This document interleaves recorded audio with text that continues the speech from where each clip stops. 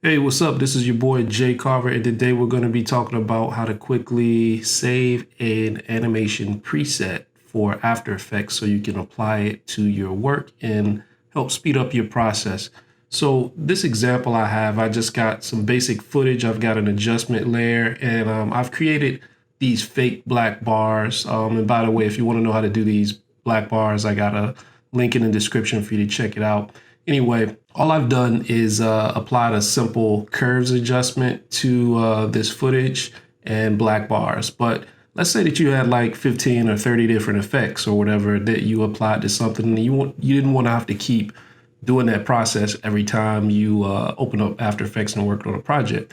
So you could basically just save this as a preset, and this is how you do it. Just select your effects and then go to animation, click on save animation preset, and I'm gonna call this one bars and curves because I may use this. And basically all you have to do is save it and boom. So if you want to apply it, I've got a basic comp and I've got this kind of set up and ready to go. I got an adjustment layer. And again, it doesn't have to be an adjustment layer. That's just how I work. You can apply it directly to the layer.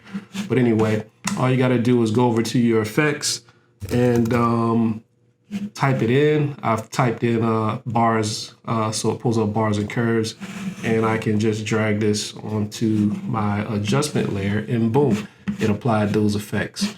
So there you have it. If you like this, make sure you hit that like button, baby, and I'll see you next time. Peace.